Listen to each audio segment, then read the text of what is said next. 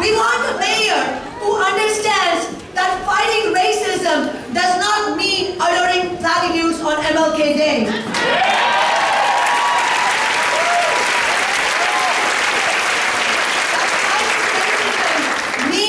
Fighting big developer interests that are gentrifying Seattle and our central district.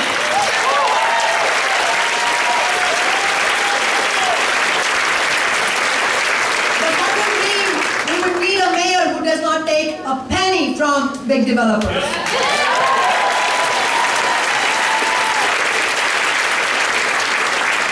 We need a mayor who will understand that fighting racism means fighting for rent control. For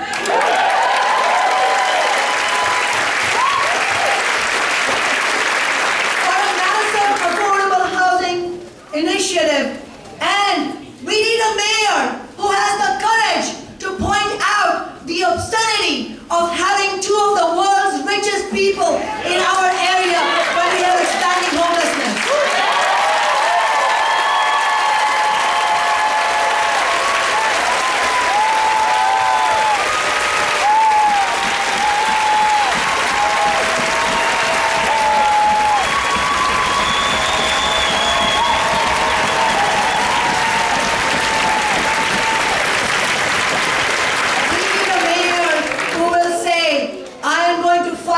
To tax the rich because I am not beholden to the rich.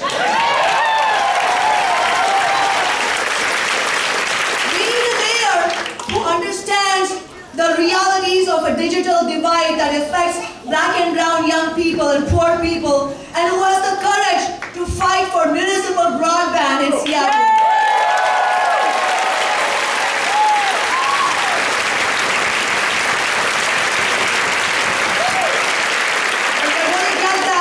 Only by electing a mayor who does not take money from Comcast.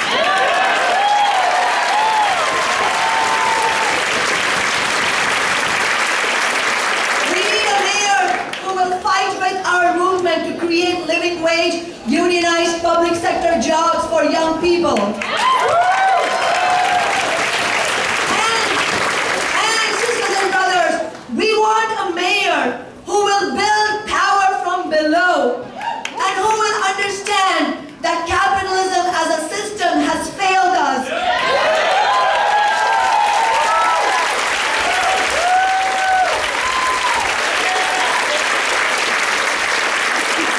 And that every struggle for reform, as hard as it will be, because big business will fight us tooth and nail, but as hard as it will be, the struggle for reforms must be linked to a wider struggle for a fundamental transformation of our society towards a world that is free of all oppression.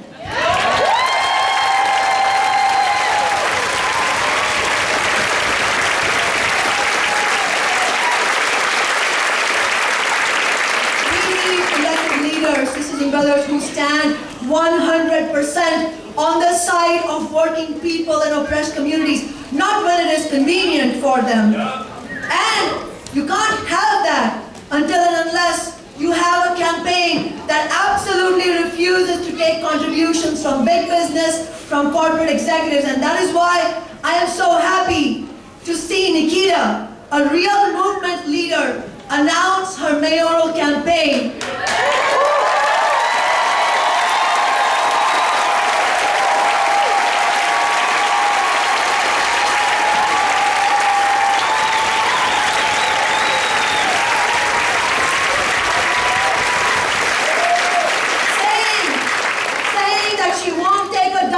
Corporate money, and that she will run independent of the corporate-backed Democratic Party.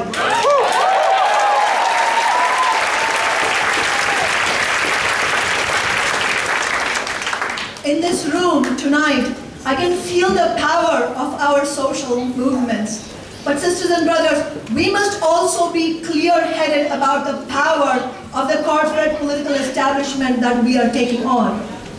Mayor Murray has already raised, I think, over $300,000, and if needed, business and establishment donors will not hesitate state to hand him $1 million or more to defend their control of City Hall. So what are we going to do? Let's learn from our past. In 2015, when I ran for re-election, the city establishment threw everything they could against me and in favor of my corporate opponent.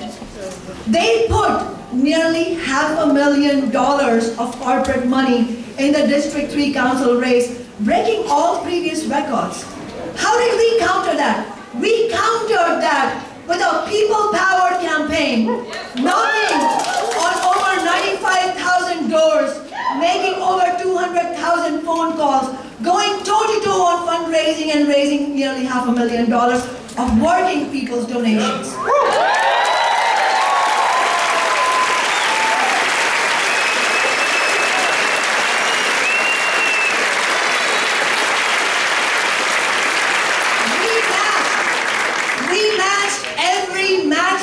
Executive donation to our opponent with 10 small donations from our working class supporters. And in John Grant's race against Council President, the then Council President Tim Burgess, in that same year, Tim Burgess, as you all know, I'm sure if you don't, then here's an important fact. Tim Burgess is the poster child for business interests in our city. But in John Grant's race against Tim Burgess, John was outspent 7-1 by Burgess, and still John got 46% of the vote.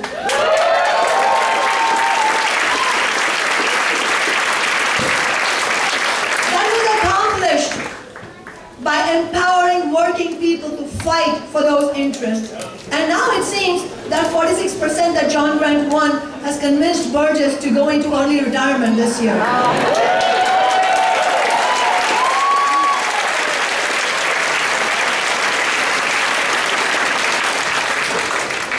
And the reality is, with real social movement campaigns where real empowerment and organizing and experience is built, we can change the debate in this city whether or not we win every single race that we run, because even when our movement representatives win a seat, as I did, we will be isolated and marginalized and powerless in our elected office unless we build an organized movement on the ground, because that is where our real power lies.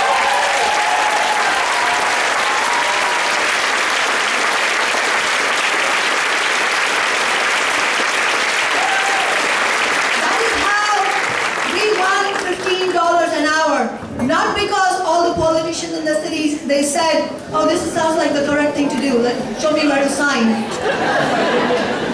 I want to share a story with you that some of you may already have heard. Just weeks after I was elected, in 2014, 2 council members came into my office, sat me down, and said, it was great, you did all this rabble-rousing and you somehow managed to get elected, but we're here to inform you that your agenda is not going to work here. We're not going to let you win 15. And less than 6 months later, we had won $15 an hour.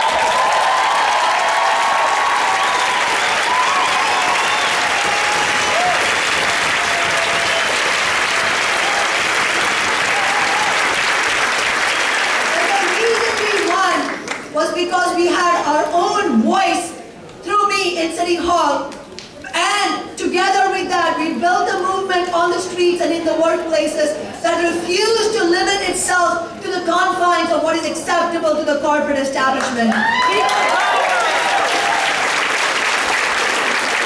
that is the strategy we have needed to use in order to win every victory that we have won so far for renters' rights. The Carl Hagelin law against slumlords, the legislation that we won last November to cap move-in fees for renters, the Wells Fargo divestment.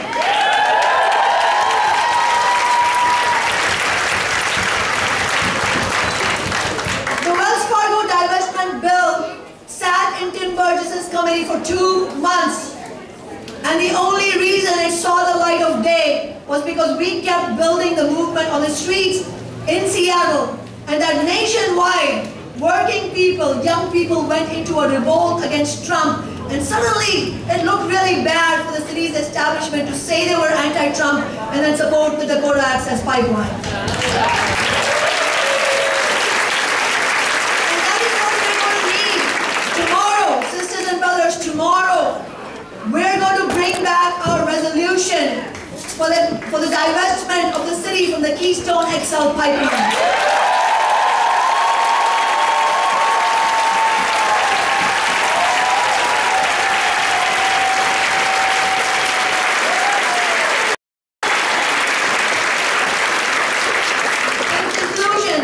Brothers, Socialist Alternative, my organization, and I warmly welcome Nikkita's decision to run as a People's Party candidate, alongside John Grant's decision to break from the Democratic Party and run for City Council as a Democratic Socialist.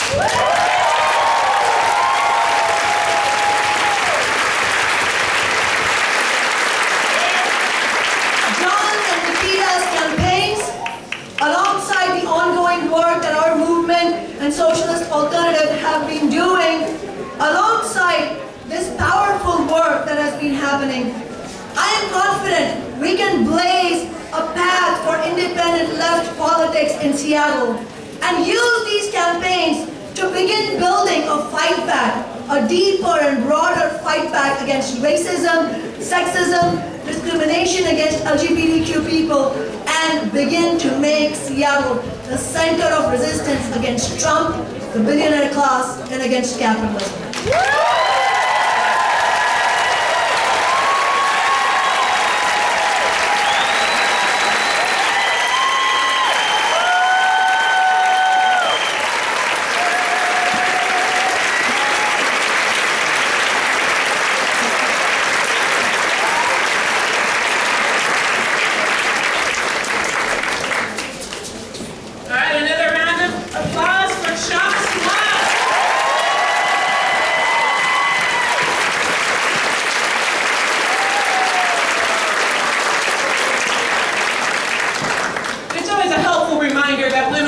Get things done in this city.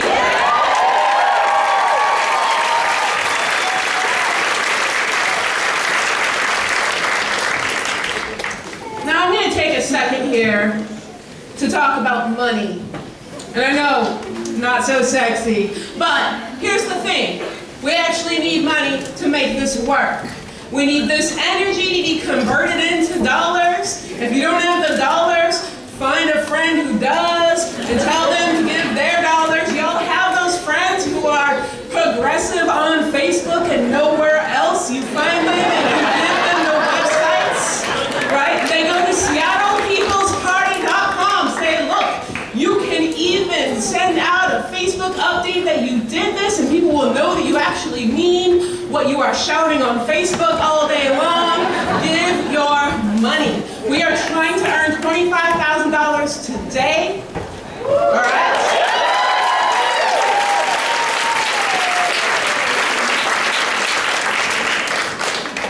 If each one of you gave what you could, if we could average about 25 bucks a person here, we would meet that goal. Give what you can where you can, and seriously, like I said, go home, get on your Facebook profiles and start putting all that guilt to work. Get people to say, this is what people do, right? Everybody's been walking around since November saying, what do we do? What do we do? Right? This is what we do. Just start now.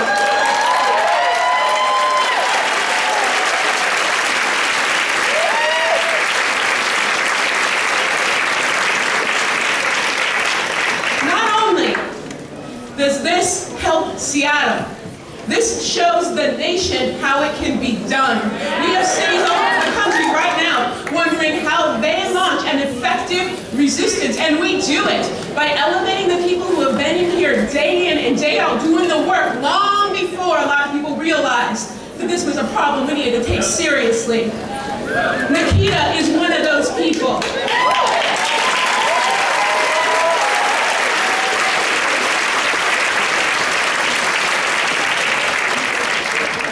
So seriously, y'all, SeattlePeoplesParty.com, like you can do it. I know y'all have your phone. donate. I would love it. I would love you. In fact, we're going to take a minute. And we're going to do that. It'll be real nice. Nobody will be rude. You can get your phone out right now.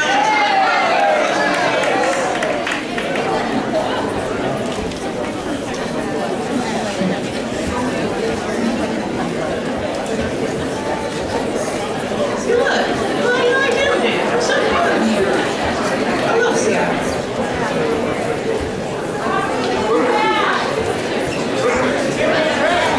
There's a table in the back. That's what somebody just said. I hope that's right. Don't just give it to some person who says they want cash. I trust Seattle. But I hope we have a designated table. And y'all can give up to $500 if you're feeling it. And you have it. Yeah, and if you go to SeattlePeoplesParty.com and you look in the upper right-hand corner on the mobile site, click on it. The link to donate is right there. And Nikkita's updated platform is there as well, so when you get home, you can read through it, send it out, get your friends and neighbors and family members excited about this campaign. Look at this, you guys. We are so happy. We are all sweating. We are getting so close together because we are excited about this. And we have to keep it up, and that means we have to fund it. It is time. All right. Moving on. I'm excited to announce this 17-year-old senior at Auburn Mountain View High School. She is active in cheer, leadership, swim, track and field, and gymnastics. She also started the first Black History Month committee at her high school. And on top of all of that, she is a very talented singer who's classically trained and has been singing since she was 3 years old. And I am incredibly excited to hear her today. Everybody, let's give a warm welcome to Jaza Duhong.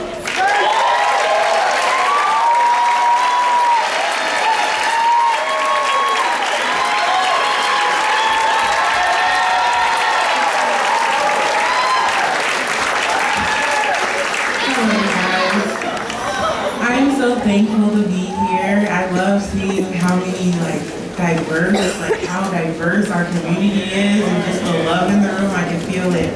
So, as she was mentioning, I'm 17 years old. Yeah, so I am just thankful for the opportunity again to be up here again to represent Nikkita and just the youth also. Yes, I'm going to be singing Oh Del Mio Dolce, Amore, and it's a positive song. It'll be in Italian, and you'll be able to understand.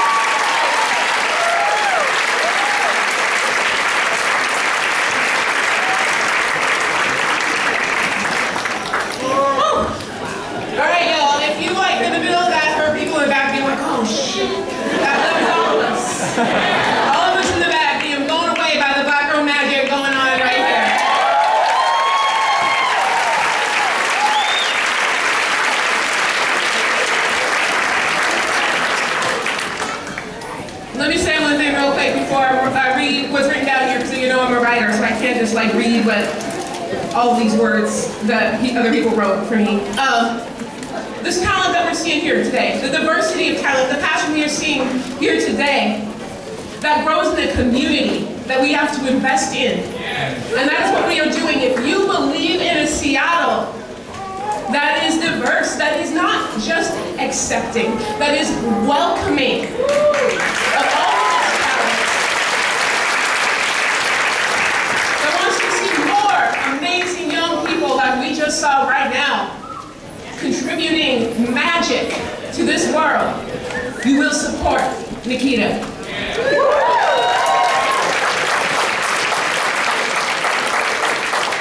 Now, speaking of Nikkita Oliver, I think it is time to introduce her.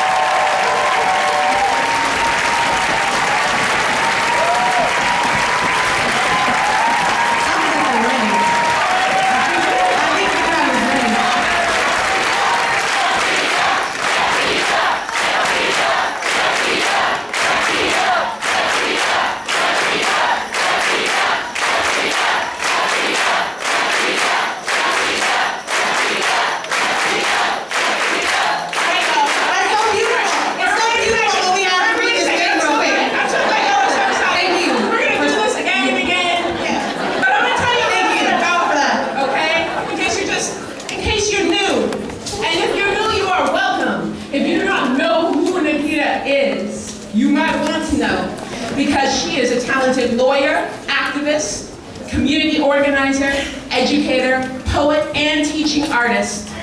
She holds a Master's of Education and a Juris Doctorate from the University of Washington.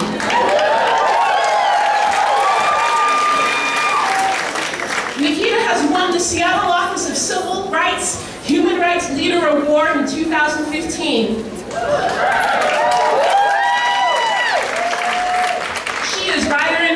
At Washington Middle School and teaches with Creative Justice, one of the nation's leading youth programs that focuses on restorative justice. And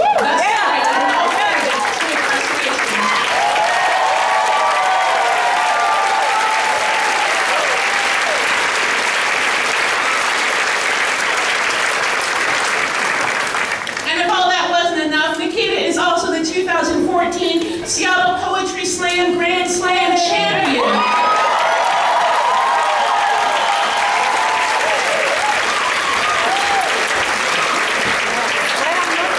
She has shared the stage with Cornel West and Chuck D of Public Enemy, and has been featured on the Late Night Show with Stephen Colbert.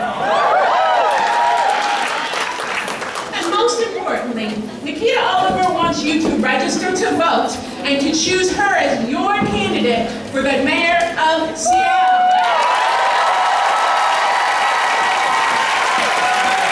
All right.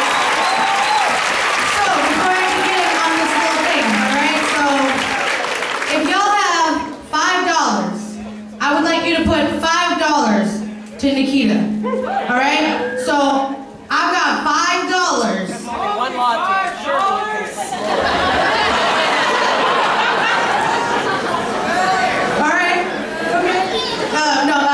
So I have $5, and I'd like to put $5 towards Nikkita Oliver's campaign, all right? So if you have $5, please visit that table in the back. Thank you so much for coming to get it from me. Appreciate it. Thank you. $5 already towards the campaign. Look how easy that was, all right? So if you have $5, please do. You can also visit SeattlePeoplesParty.com and donate on the website. All right, so here's what's about to happen. Nikkita's gonna come out here soon.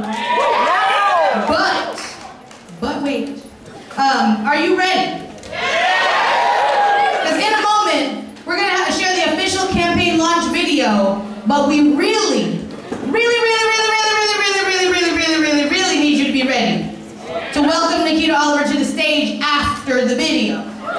All right, so we're not going to come back and introduce Nikkita. The video's going to be over and then it's up to you. All right, we're just going to go back and have some chips and maybe watch the video too. Okay? Is that cool with y'all? There are lots of chips back there. Just thought y'all should know. Alright.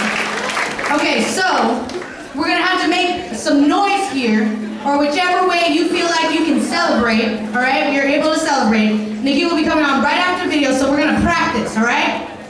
So, I'm just gonna pretend, I know I'm not the amazing, phenomenal, wondrousness of Nikkita, but Nikkita's gonna come out from over here, and then y'all are gonna do what?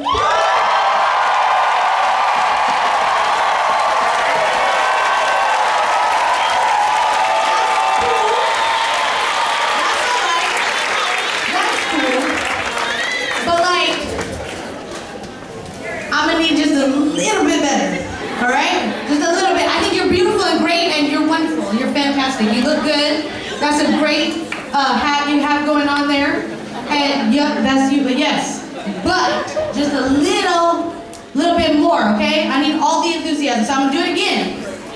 Y'all are gonna do it, all right? Here we go. Nikkita Oliver.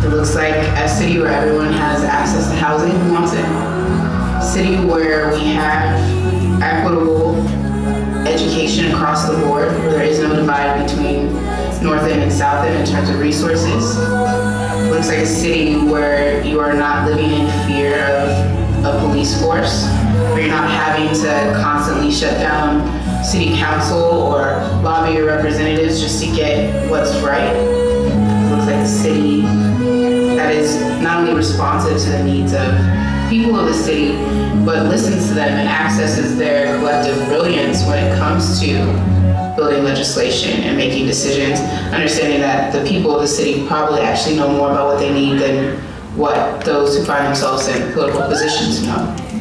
Today we will provide the Muslim, the Native, the refugee, the immigrant, the incarcerated and formerly incarcerated, the trans, the queer, the black and brown people, the youth, to demand the government address itself to the problems that persist today. I think it's both a critique of Seattle's act, but I also think it's an opportunity where people are really hungry for a vision that is about health and is about equity and is truly about justice. I've heard so many powerful things about Nikkita's integrity, her leadership, and I'm excited that you are excited that she is running for mayor, and so she can win, right? She can change this country as a city. It's going to start with Seattle. I don't know if you know about Nikkita Oliver. She's a woman of great integrity. She will be an amazing leader in this city. Those are the things that it would take to see change happen. If you always had a heart to serve, he believes that you are here to serve others. My mom was the sort of person who, if she met someone who was in need, she would always stop. I think that's always just stepping up to see people in that way, that if someone needs something, you stop and you take care of that. Well, it's not the applause that makes me excited. It is that folks are excited. They're feeling motivated and they're feeling seen. And to feel seen and acknowledged is a really incredibly powerful feeling that I think moves people to take actions they would not otherwise take on behalf of themselves, but also on behalf of people that they love and care about.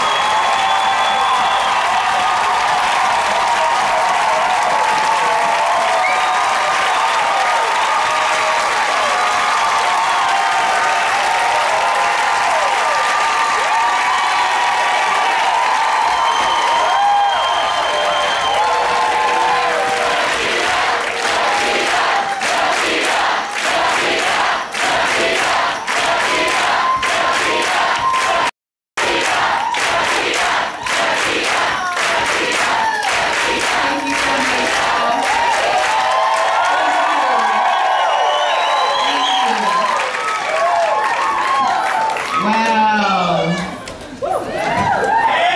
This is incredible. You speaks? Wow.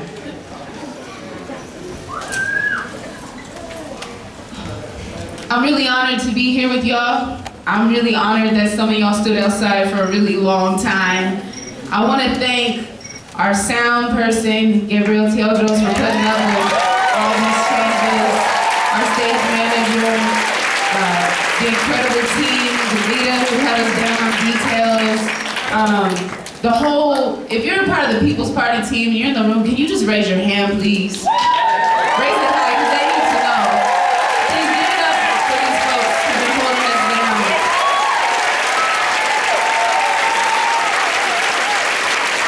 This whole thing would be impossible without them, but it'd be even more impossible without you, so give yourselves a round of applause.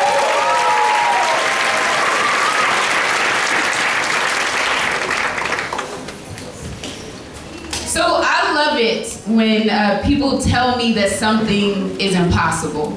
And in a lot of ways, this whole thing to a lot of people seems impossible.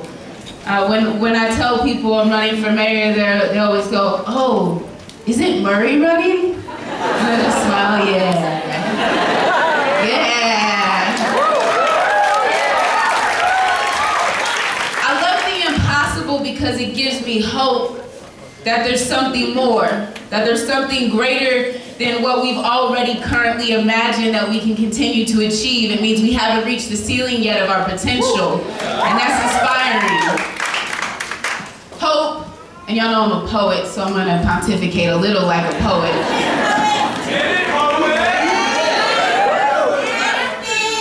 I love y'all. Hope is a seed, and seeds are these incredible, powerful, tiny little pieces of life that are usually buried very deep in the ground, often in wet, murky places that a lot of us would not like to go. Yet when a seed has received enough and it's well cared for, even in hard places, it'll break through, it'll open up the ground, it'll push toward the surface, and it'll get to the light where it can grow. Hope grows. And each time we've received enough, each time we have what we need, each time we have what we deserve, what's our basic right, it's my belief that we continue to grow our hope. And I believe that collectively here in Seattle, we are a seed. We are a seed of hope, that we will continue to grow. We live in a day and age when we are convinced that there's not enough. We're living in one of the most wealthy cities in the United States, if not the world, and we know there's enough. We see it every day. It's growing around us every day. And it's my belief and the belief of the People's Party that it's time that we change the narrative of scarcity to knowing that there's enough if only we were willing to share it collectively.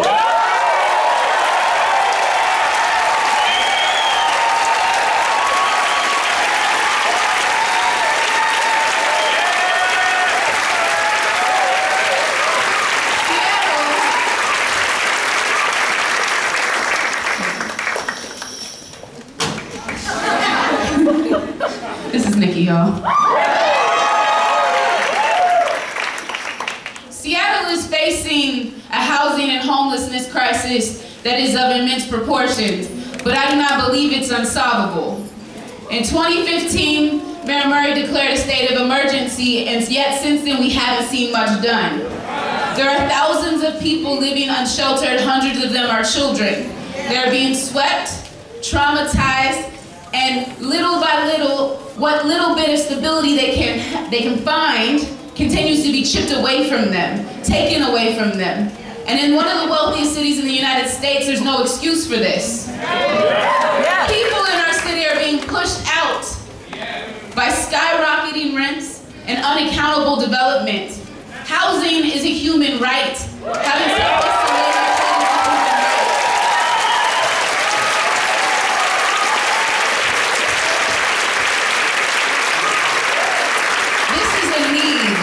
That requires immediate and effective response to to get people sheltered and to ensure that long-standing residents of our city are not pushed out, that you have the right to stay put in the city you called home. And while encampments have served as mitigation, they are not a long-term policy solution. We need housing first, access to 24/7 shelters, a navigation center that's placed in a neighborhood that wants it there, that's had conversation and invited it there. We need permanent housing which provides the best possible wraparound and human services available to aid people and when they are ready to find stability and get off the streets. And I commit to work proactively towards that end. Seattle has economically vulnerable citizens of all colors. And we need to help them have the ability to stay put and to stay healthy in this city. We have the resources to do it. We can do this by making sure affordable housing moves in lockstep with development. We must stop giving developers a free ride.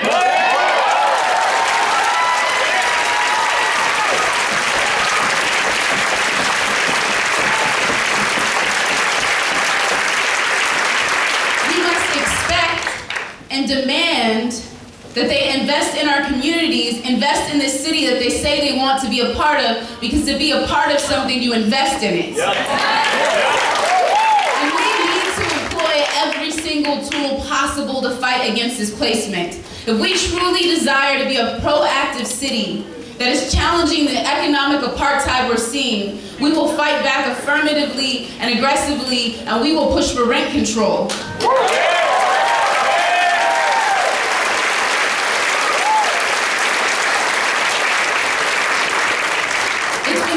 For a while now, and it's not too late, but we have to counteract the displacement of marginalized and vulnerable populations, including our seniors. We have to take care of our elders.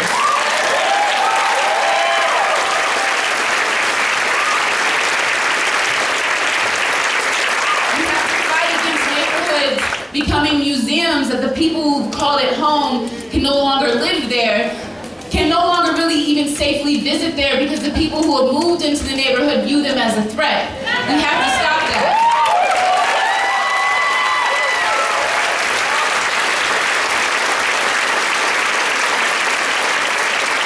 We need and we deserve smart, equitable development and strategic urban planning. The burden of zoning changes and density has been isolated to particular neighborhoods, and it's those that have mostly been historically marginalized in our city. We engage in the Seattle process time and time again, but the same voices are always left out of the conversation. If we are to do urban planning and development well, all impacted peoples must be included equitably, must be included in a meaningful way that our input is included in what development looks like in the city.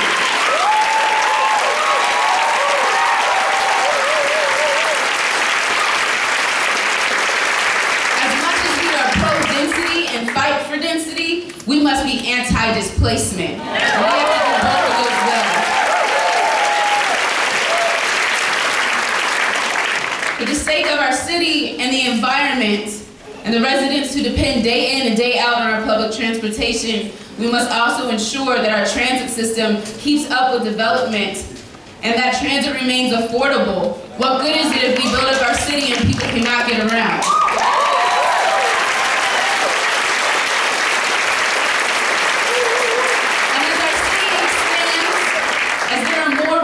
Young people in our city, more families. Our education system needs to be quality. It needs to be accessible. It needs to fight against disproportionality and school exclusion. Education is often viewed as the great equalizer, but for too many young people that promise rings hollow, especially for students of color and cash poor students.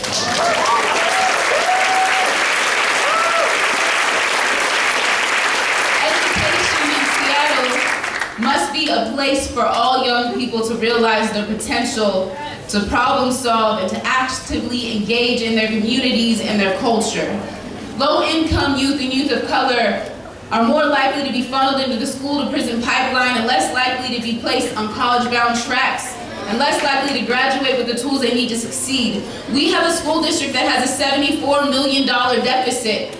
The students that will first be most impacted are low-income students of color, the students who can least be able to take that kind of hard hit.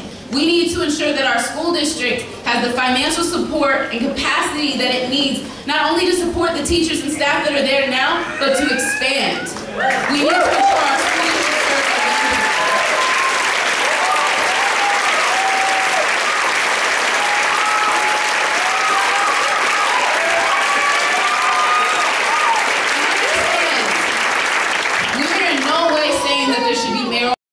control of schools. There should not be. There's a reason why that separation exists. But what we are saying is our city must invest resources in ensuring that our schools are healthy. Because when our schools are healthy, our city is healthy. And that's important.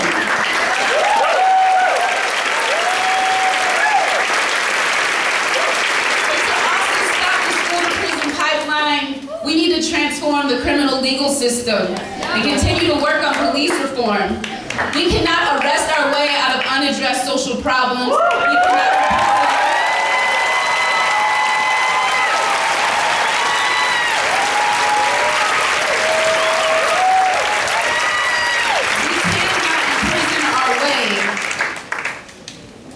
We cannot imprison our way out of the trauma that the criminal and justice system has created. In fact, we must restore our way out of it. We must move towards restorative justice principles.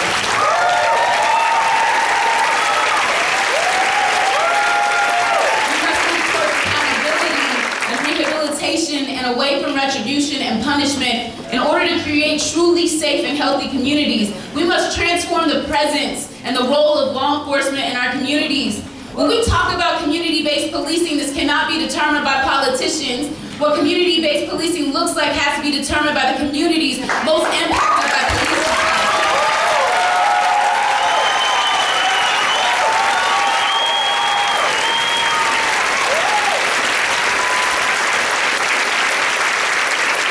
And while we may have made strides in the right direction, this sort of transformation has taken too long. It hasn't been quick enough. We saw the attack on Jesse Hagopian and the murder of Che Taylor. Those things should not be happening here. So we must pursue a robust version of legislation, such as what's currently before the City Council, that includes an expanded and permanent politically independent community policing commission that has teeth, that has the ability to affect change.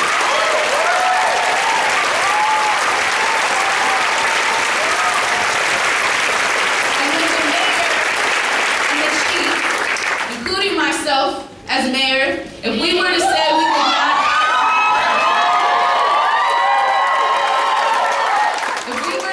would not, take a recommendation of the Community Policing Commission, we need to give public comment. We need to accept public criticism. We need to give our reasons for why and be accountable to the communities that impacts. For that reason, we also need the Office of Professional Accountability to have civilian oversight.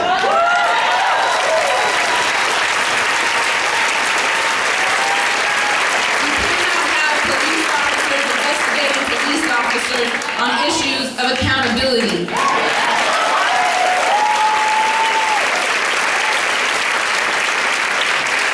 Seattle officers must be held to a higher standard of accountability. If they are to hold everyday citizens to following the law, they too must follow the law.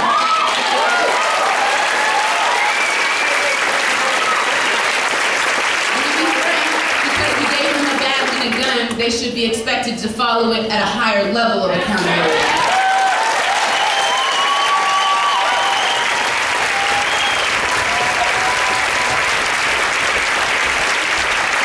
We also must continue the pursuit of zero detention of youth.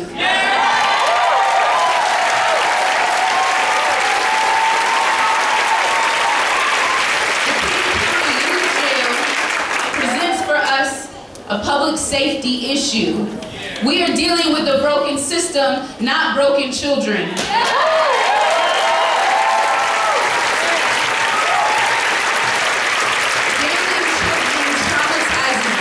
It is a statistically ineffective, outdated outdated tool, and we cannot double down on a broken system. If we are going to be truly progressive, we need to develop a way of rehabilitating and encouraging young people to their fullest potential so they can be a part of our communities, not taken out of them.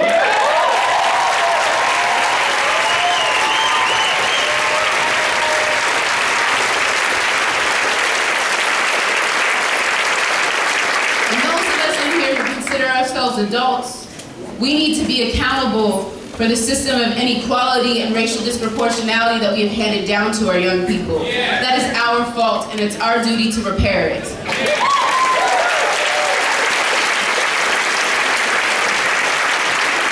We cannot stop with the juvenile legal system. Our adult criminal legal system needs changes as well.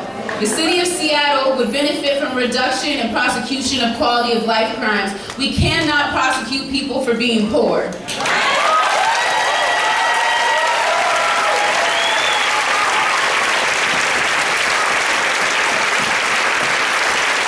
For this reason, one of the initiatives the People's Party will press forward on is bail reform, expanding access to pretrial services, and ensuring that people do not have to become court involved, get the human services that set them on the right foot to succeed.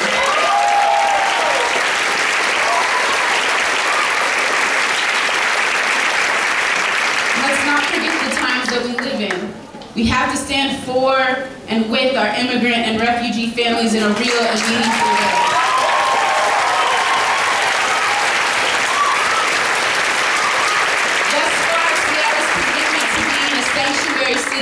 Has been mostly word and not deed. I was at the airport when SPD was macing and attacking not protesters, we were protectors. We were ensuring that we held to the commitment that Seattle made to our immigrant and refugee families.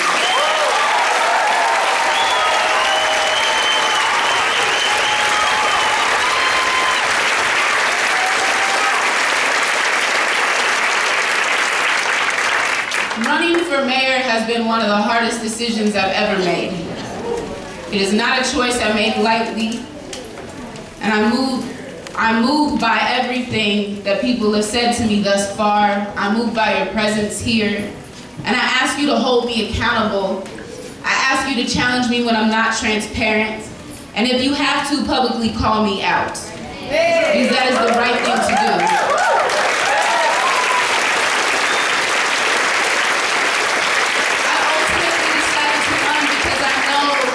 Now is the time our city has to change, because if it doesn't, most of us in this room will not be able to live in this city anymore. We will be pushed out. And as if that is not reality enough, we are living in a dark time. It's not a new darkness though. We have been here before, and those of us who come from historically and presently oppressed groups know what this is like. But what gives me hope is many of you are now awakened to the reality, the implications of the administration we're living under. That black, brown, and cash poor people, we might be the canaries in the coal mine, but reality is, ultimately, we will all suffer.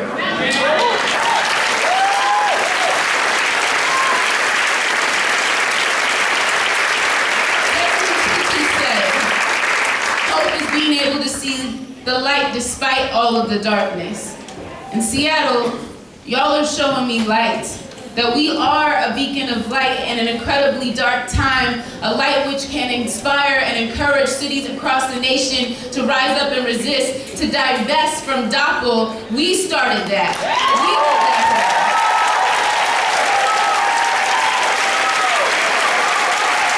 And I gotta give all the love to our Native family who led us toward respect for the land.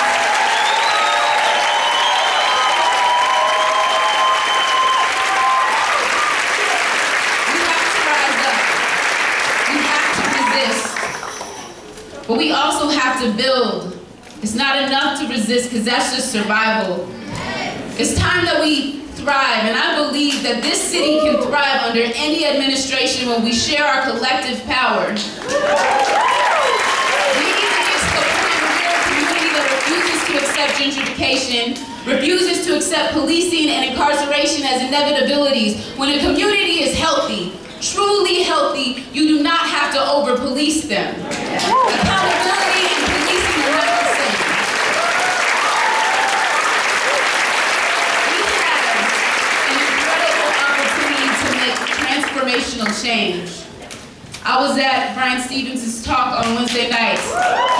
Brian Stevenson.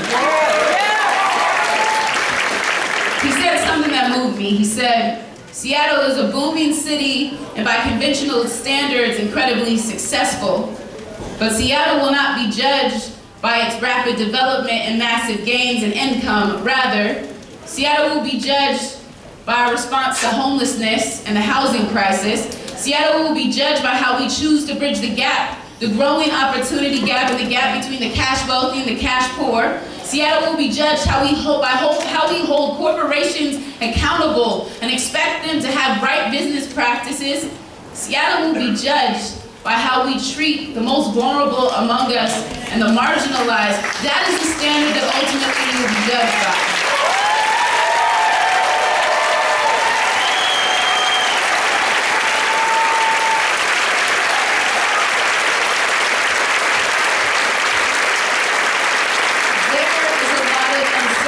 In front of us. But how to make Seattle healthier and more equitable